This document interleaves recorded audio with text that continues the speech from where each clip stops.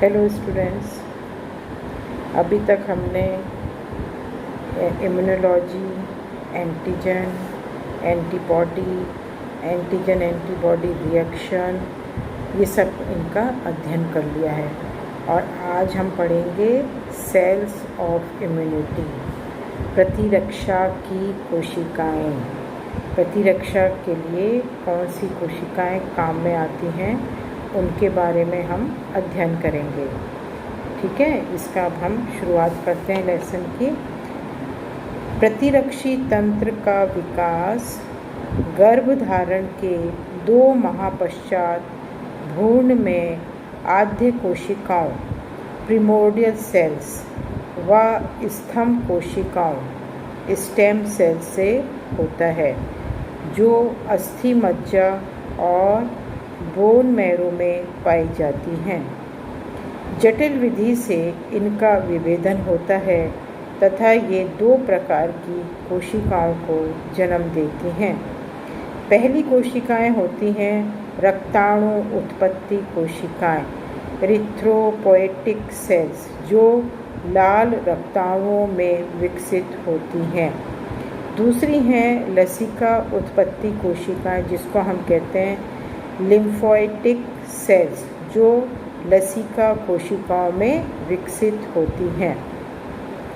लसिका कोशिकाएं परिधीय लसिका ऊतकों पेरिफेरल लिम्फोइड टिश्यू जैसे प्लीहा, थाइमस, लसिका पर्वों एवं यकृत में प्रवेश करती हैं।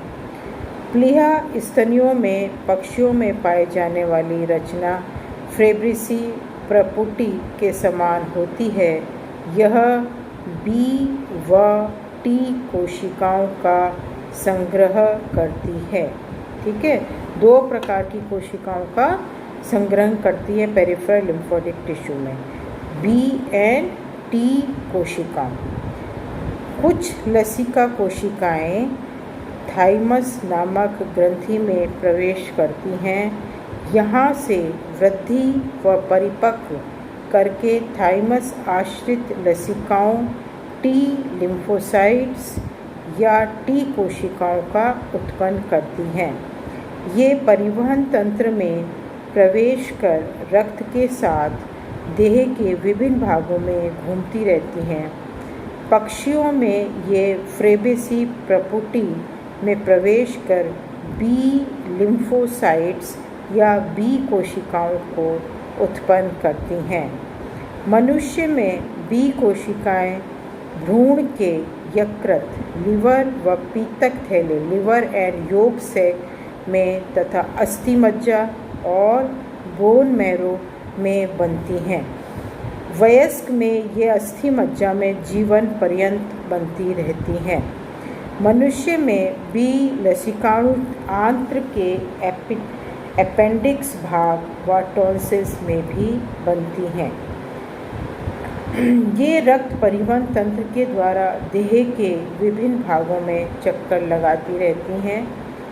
ये जब प्रतिजन के संपर्क में आती हैं तो प्रतिरक्षी प्रतिक्रिया प्रारंभ हो जाती है। एंटीजन के जब भी संपर्क में आती हैं। लिम्फोसाइट्स का एक अन्य वर्ग, जिसे हम मार्ग कोशिकाएं किलर सेल्स कहते हैं, जो देह को भेद कर आने वाले सूक्ष्म जीवों को भक्षाणुषण फाइगोसाइटोसिस द्वारा नष्ट करती हैं। इसी प्रकार मैक्रोफेजेस कोशिकाएं भी विशिष्ट प्रकार की लिम्फोसाइट्स हैं, जो अत्यधिक संख्या में पाई जाती हैं। प्रतिरक्षी की कोशिकाएं देह के विभिन्न अंगों व ऊतकों में बनती रहती हैं। ये यहाँ से उत्पन्न होकर परिपक्व होती हैं एवं प्रतिरक्षा क्रियाओं में भाग लेती हैं।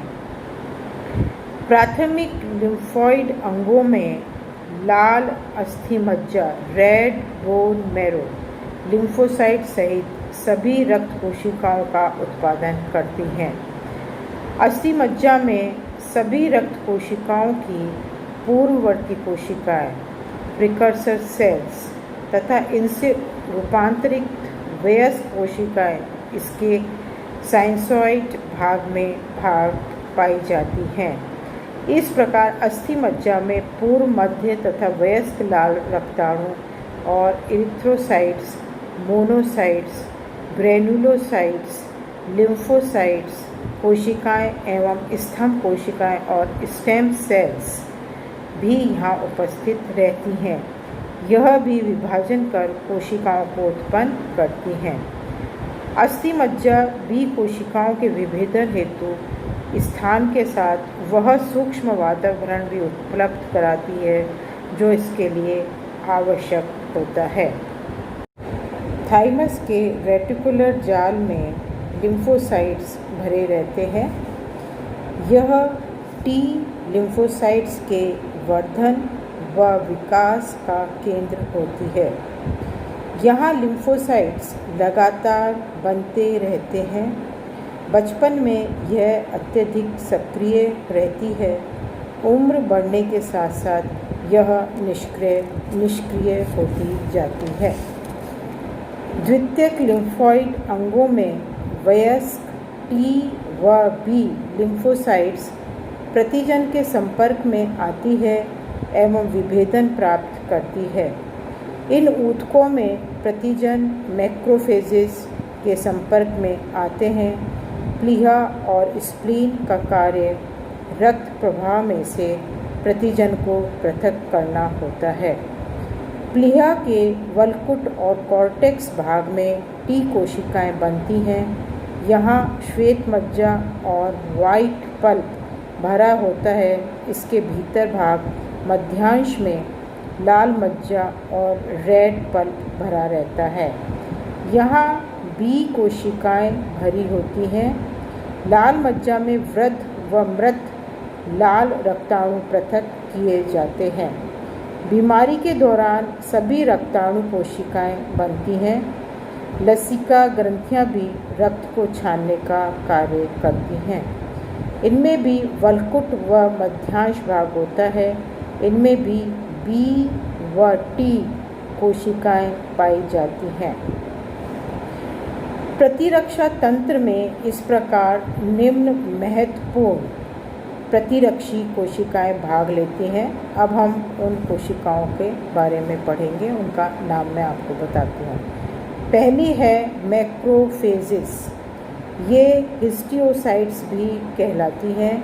ये अस्थि मज्जा में पूर्ववर्ती कोशिकाओं से बनती हैं। कुछ समय तक ये रक्त में मोनोसाइट्स की भांति घूमती रहती हैं। फिर मैक्रोफेजेस संयोजी ऊतक में प्रवेश कर जाती है। मैक्रोफेजेस संयोजी ऊतक यकृत और लिवर, लसिका ग्रंथियाँ, प्लीहा, अस्थि मज्जा व त्वचा में होते हैं। यहाँ ये मैक्रोफेजेस के रूप में विकसित किए जाते हैं। मैक्रोफेजेस दो प्रकृति के होते हैं। पहले होते हैं स्थिर और फिक्स्ड, दूसरे होते हैं भ्रमणशील वेंडरिंग। इसको भ्रमणशील मैक्रोफेजेस अंडाकार आकृति रखते हैं, जबकि स्थिर प्रकृति के मैक्रोफेज अनियमित आकृति के होते हैं। इनकी परिधि से लंबे कोशिका द्रव्य प्रवर्ध निकले रहते हैं। इनके कोशिका द्रव में सामान्य कोशिकाओं की भांति गोल्जिकाए, माइटोकॉन्ड्रिया, लाइसोसोम व दोनों प्रकार की अंतःप्रद्रवी जालिका पाई जाती है। इनका केंद्रक छोटा व गोल होता है। इनका मुख्य कार्य फैगोसाइटोसिस होता है, भक्षाणुषण होता है। ये सुरक्षा के साथ साथ सफाई का भी कार्य करती हैं। सफाई का मतलब मृत पदार्थों का निष्पादन करना होता है। मैक्रोफेजेस बड़े परिमाण के प्रतिजन एंटीजन अणुओं का भक्षण कर इन्हें तोड़ देते हैं, इनका पाचन कर देते हैं। मैक्रोफेजेस अधिक संख्या में एकत्रित होकर वृहद परिमाण के एंटीजन अणुओं को घेर कर इन पर आक्रमण भी करते हैं। इस स्थिति में 100 से अधिक मैक्रोफेजेस कोशिकाएं संगलित होकर दैत्याकार काय फॉरेन बॉडी हेतु बना लेती है। इनसे उत्पन्न सुरक्षा तंत्र को मैक्रोफेज सुरक्षा तंत्र और मैक्रोफेज डिफेंस सिस्टम कहते हैं। इस समूह की कुछ कोशिकाएं यकृत की, कुफर कोशिकाएं रक्त की मोनोसाइट्स हैं। ये भी उपरोक्त कार्य ही कर देह के इन भागों में बाह्य पदार्थों से सुरक्षा प्रदान करती हैं। इसी प्रकार की कुछ कोशिकाएं फेफड़ों में कुपिकीय मैक्रोफेसिस, एल्वियोलर मैक्रोफेसिस के रूप में भी पाई जाती हैं। कुछ कोशिकाएं वृक्क में, ग्लोमेरुलस में मेसिजेनल कोशिकाएं, मेसिजेनल सेल्स व अस्थि मज्जा में ऑस्टियोक्लास्ट सेल्स के रूप में पाई जाती हैं। ये सभी मिलकर मोनोन्यूक्लियर फैगोसाइट सिस्टम, जिसको हम शॉर्ट में कहते हैं MPS, मोनोन्यूक्लियर फैगोसाइट सिस्टम बनाती हैं। इनका जीवन काल काफ़ी लंबा होता है। ये जीवाणु, विषाणु व प्रोटोजोआ जैसे बाह्य तत्वों से देह को मुक्त कराने का कार्य करते हैं। मैक्रोफेजेस इन बाह्य तत्वों का निगल कर इन्हें नष्ट करने के साथ साथ एक अन्य कार्य भी करते हैं। जब बाह्य कण पर पूरक या प्रतिरक्षिका संलग्न हो जाती है तो इसे पहचान कर इसका शोधन किया जाता है। इस प्रतिजन को टी कोशिकाओं को विशिष्ट प्रतिरक्षा प्रतिक्रिया हेतु प्रेषित किया जाता है।